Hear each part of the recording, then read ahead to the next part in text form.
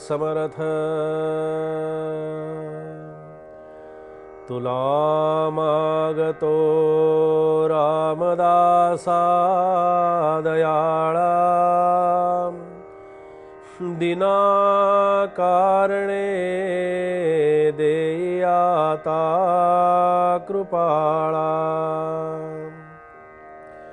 घडो भक्ती तुझी असे त्वा करावे समर्था मला पूर्ण वैराग्य द्यावे जय जय रघुवीर समर्थ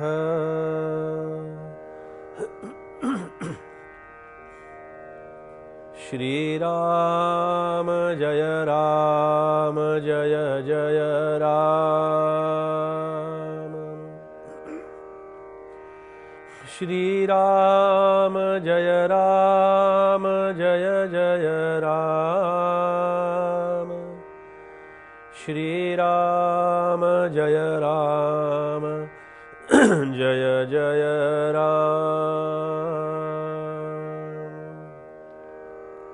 श्री राम समर्थ श्री राम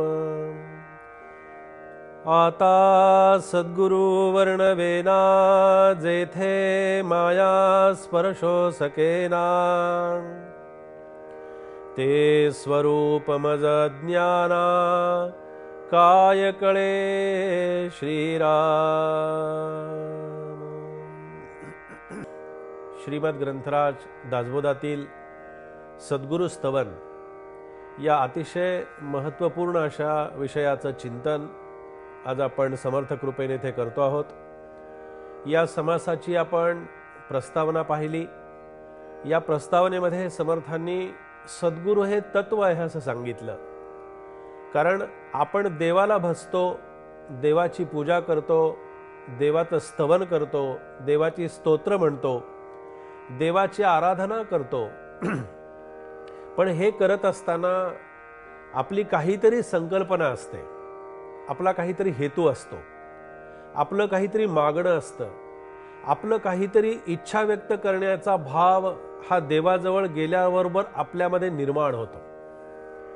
पण इथे कसं आहे की इथे हे सद्गुरु तत्व आहे आणि सद्गुरु तत्वाची अशी महती सांगितलेली आहे की जिथे देहरूपानं त्याचं स्तवन करायचं नाहीये, तर ते तत्व आहे अशा दृष्टीनं की या सद्गुरु तत्वाचा अंतःकरणामध्ये विचार करूनच आपण त्याचं फक्त स्मरण करू शकतो।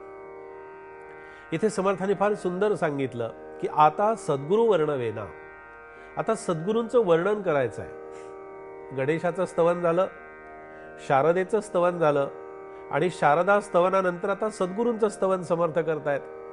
पण इथे असं झालंय की शारदा मातेचं स्तवन करत असताना वेगवेगळे शब्दालंकार, वेगवेगळ्या उपाध्या, वेगवेगळी उपकरणं, वेगवेगळं सगळं साहित्य तिथे शारदेपाशी येऊन जमलेलं होतं।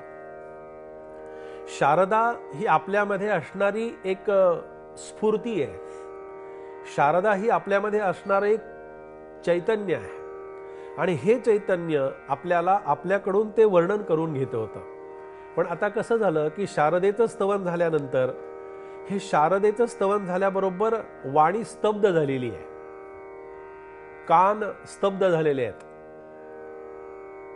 सगळं वाणी डोळ्याचं काम पाहण्याचं बंद झालेलं आहे। म्हणजे काय झालंय नेमकं, तर सद्गुरु स्तवनाच्या वेळेला या सगळ्या देहात्म जीवाशी जोडल्या जाणाऱ्या सगळ्या ज्या काही साधन सामग्री आहेत, हे देहाचं साधन आहे। डोळे हे देहाचं साधन आहे, हात हे देहाचं साधन आहे, कान हे या देहाचं साधन आहे। कानाच्या माध्यमातून ऐकायला येतं।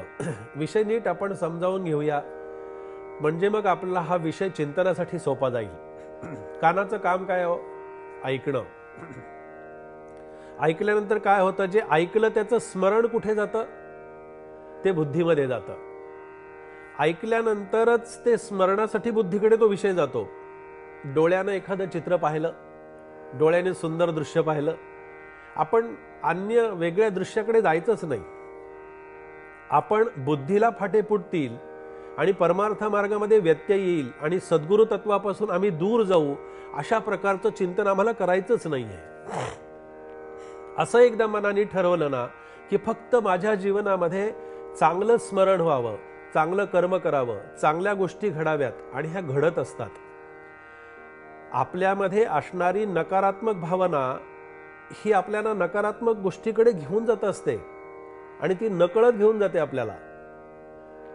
एखादी वस्तू, एखादं साध्य भले आपल्याकडून होणार नसेल, नाही होऊ दे, पण ते साध्य मी करीन, ते ध्येय जर आपण ठेवलं तर त्या ध्येयाच्या दिशेनं आपली कळत नकळत वाटचाल त्या दृष्टीने होत असते. पहा, म्हणून सद्गुरु तत्व हे आम्हाला जाणून घ्यायचं आहे. आता सद्गुरु वर्णवेना, सद्गुरूंचं वर्णन मला करता येत नाही, कारण सद्गुरु हे तत्व आहे.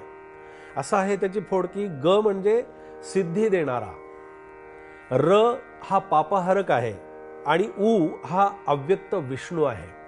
म्हणजे याचा अर्थ असा आहे की सद्गुरु हा सर्व निर्माण करता असूनही तो कर्तृत्व आणि त्या कर्तृत्व भावापासून वेगळा आहे. मी करता ऐसे म्हणसी या तत्वाशी तो जोडलेला आहे. तेणे तू कष्टी होशी या तत्वाशी तो जोडलेला आहे. आणि मग राम करता म्हणता पावसी यश, कीर्ती आणि प्रताप, हे त्याचं ध्येय आणि हे त्याचं साध्य आहे. सामर्थ्य आहे चळवळीचे, जो जो करील तयाचे. पण हे सामर्थ्य जे आहे, हे सामर्थ्य माझ्यामध्ये सद्गुरूंच्या रूपानं आहे. आणि माझ्या त्या सद्गुरूंच्या तत्वाचं मी जेव्हा स्मरण करायला जातो ना, तेव्हा काय होतं, मी जे सगळी स्तवन, स्तुती, वर्णनं जे काही करतो, ती सगळी मायेच्या अंतर्गत येतात.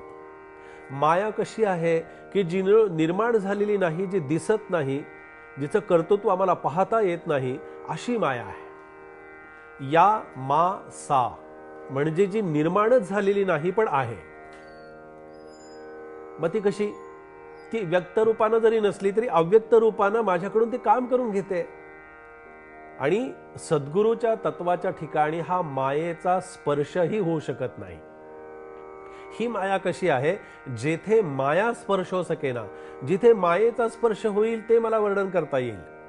जिथे माया कर्तृत्व भावानं जागी राहील ते मला स्मरण करता येईल. जिथे माया ही उत्स्फूर्त रूपानं माझ्याकडून जे बोलून घेईल तिथे माया असेल. पण माझं बोलणं संपलं, माझं पाहणं संपलं, माझं ऐकणं संपलं, माझा कर्तृत्व भाव संपला, माझी कर्म संपली, माझं सगळं काही संपलं. याचाच अर्थ ते मायेचं अस्तित्व काही प्रमाणात का होईना पण लोप पावलेलं आहे. आणि ते स्वरूप माझं अज्ञाना काय कळे. आता ते स्वरूप आहे, त्या स्वरूपाला जाणायचं आहे. हे स्वरूप कसं आहे तर माझं स्वरूप आहे, आत्मस्वरूप आहे, आत्मतत्व आहे, आत्म्याची तिथे प्रचिती आहे. आणि ते स्वरूप मज अज्ञाना काय कळे. असं आत्म्याच्या तत्वाच्या ठिकाणी असणारं सद्गुरु स्वरूप, ते सद्गुरु तत्व मला जाणायचं आहे, अनुभवायचं आहे, पण पाहायला मला मिळणार नाही. ते मला कर्तृत्व भावानं माझ्यामध्ये असेल, पण मला त्याची जाणीवेचं प्रत्यंतर मला घेता येणार नाही. असं हे सद्गुरु तत्व आणि त्या सद्गुरु तत्वाचं स्मरण आज समर्थ कृपेनं या ठिकाणी आपण केलेलं आहे. जय जय रघुवीर समर्थ.